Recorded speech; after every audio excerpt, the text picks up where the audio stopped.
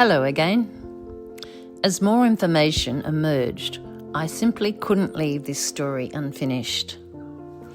Following the murders, Matthew Jackson Hunter hovered between life and death under constant police guard at the Skipton workhouse.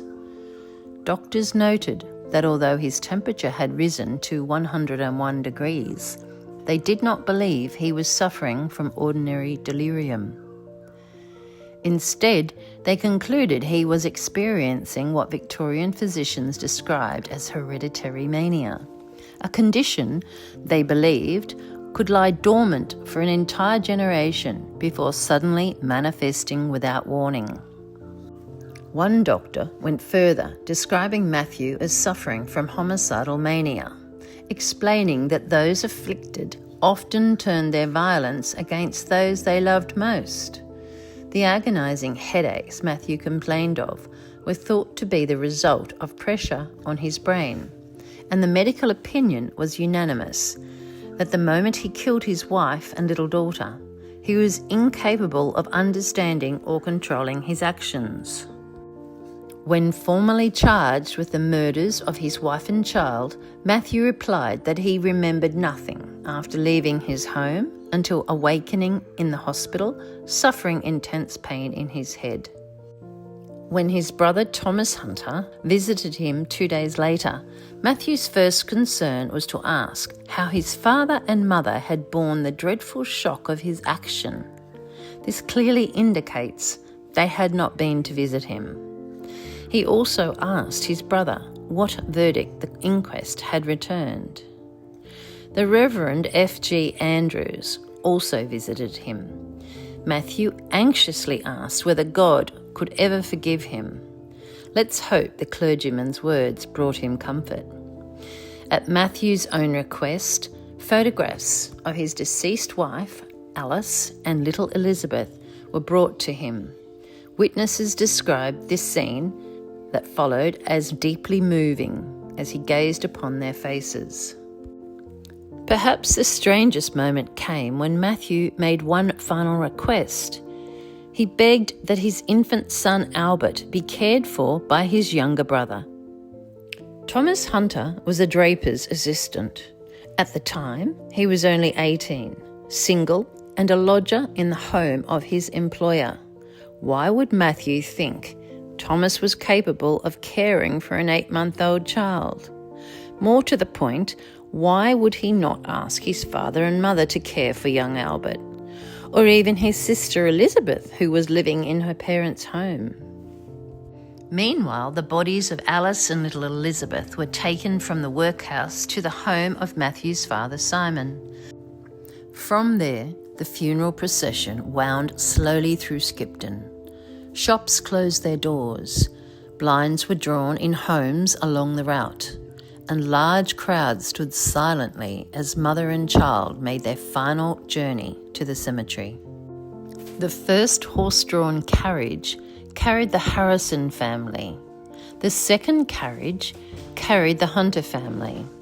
Elizabeth and Alice were buried together at Walton Ray Cemetery in an unmarked grave.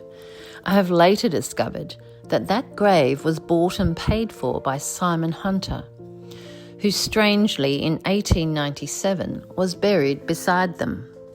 At trial, the prosecution accepted the overwhelming medical evidence, and the judge instructed the jury that if they believed Matthew had been insane when the murders were committed, they must acquit him on those grounds. The verdict was inevitable. Matthew Jackson Hunter was found not guilty by reason of insanity and was ordered to be detained at Her Majesty's pleasure in Broadmoor Criminal Lunatic Asylum. I wondered why medical witnesses repeatedly told the court they believed Matthew's insanity was hereditary, stating it was a condition that could remain dormant for a generation before emerging without warning. At the time, there was no public explanation for why they reached that conclusion. However, during my research, I discovered records of Grace Hunter having been confined to Marsden Hall, an asylum from the 22nd of October 1873 for a brief period of 3 months. This would substantiate the family history the doctors referred to when they testified that Matthew's illness was hereditary. Matthew's unusual request that his infant son be entrusted to his teenage brother Thomas rather than his adult sister Elizabeth or still active parents suggests that he did not want Albert in his parents' care or home. And because Elizabeth lived in Simon's household in 1882, entrusting Albert to her would have effectively left him under Simon's authority. A few months after Simon's death, Elizabeth married and Albert lived with her and her family into his adult years. Whether this reflects family conflict, concern over Grace's health, or some other dynamic, I cannot say. The newspapers describe Simon Hunter as a respected citizen. They tell us of his long public service, of the esteem in which he was held, and that Matthew may have secured his own appointment because of his father's reputation. But public respectability and private family life are not always the same. Was Matthew making a far more profound statement, one that had been hidden in plain sight for almost a century and a half? And then there is Grace. Was Matthew's illness simply inherited, as Victorian doctors believe, or were there other unseen pressures within the Hunter household that history has never recorded? Elizabeth did not marry until Simon's death. The census of 1891 shows her as his housekeeper. Her mother had died in 1885, 3 years after the tragedy. How does a family reconcile such a thing? Was Grace's delicate mental health blamed as the cause for Matthew's problem, as the newspaper suggests? That way, Simon could wash his hands of responsibility. But remember that the day before the murders, Simon had gone to Matthew's home to go over his paperwork in preparation for the upcoming audit. Simon discovered that the books were a good 6 months behind. I can only imagine his reaction, having been most definitely responsible for getting Matthew the job in the first place, only now to find him incompetent. This would surely impinge on Simon's reputation. Simon would not have been pleased. And the murders took place the very next day. Now, don't forget, when the police officer asked who had done this terrible thing, Matthew had written in pencil, because he was unable to speak, the name of his father, S. Hunter. Was that merely a coincidence? I cannot answer these questions. Nor can I fairly conclude that Simon Hunter was the man I sometimes suspect he may have been. I have been able to ascertain through correspondence that not long after Matthew was admitted to Broadmoor, he wrote to his parents saying he didn't believe he would be alive much longer. His father's response was strikingly practical. He wrote to the authorities at Broadmoor and asked that, in the event of his son's death, he be informed immediately by telegram. There was just one problem with Matthew's prediction. Broadmoor didn't agree. The warden wrote back to Simon saying there had been no change whatsoever in Matthew's health and there was no reason to believe his death was imminent. And Broadmoor was right. Matthew wasn't dying. In fact, he had another 27 years ahead of him. From the correspondence, it shows that Simon was actively trying to secure Matthew's release from Broadmoor, although not with the intention of bringing him home. Should the appeals be successful, arrangements had been made for Matthew to live with Thomas, where Matthew would have somewhere to live, work, and to occupy himself. Apparently, there were only 2 attempts to have Matthew released, and both of these were refused.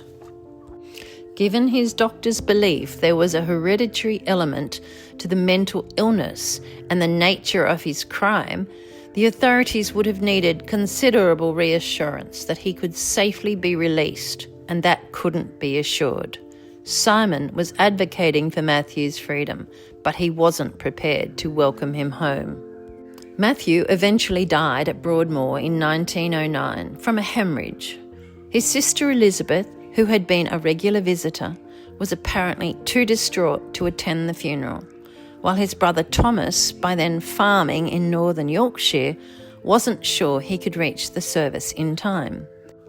But his son, Albert, was going to be there, because Albert had grown up with his Aunt Elizabeth, and he had accompanied her on some of those visits to Broadmoor. And over the years, Albert was able to form some sort of relationship with a father he could never really know. We don't know anything about Albert's relationship with Matthew, but we do know he was at his father's funeral, and despite decades of incarceration, Matthew had simply not been forgotten. And remarkably, Albert's own son would later be cared for by his Aunt Elizabeth after the death of his own mother. Elizabeth was the star of that family, supporting everybody in their hour of need. But that story is for another time. I began this journey knowing nothing about Matthew Hunter, beyond the headlines. Today I know far more than I ever imagined possible. Sometimes I feel it is Matthew himself urging me onwards, asking me not to stop until the whole story is told. Whether that feeling comes from him or simply from the weight of the evidence I've uncovered, I cannot say. But what I do know is this: from a horrible tragedy, something good has emerged. Albert Hunter, OBE, war hero, pioneering aviator, proud son of Skipton, and a remarkable man in his own right. But Albert deserves his own episode. So I'll see you next time, but in the meantime, I'll leave you with this thought.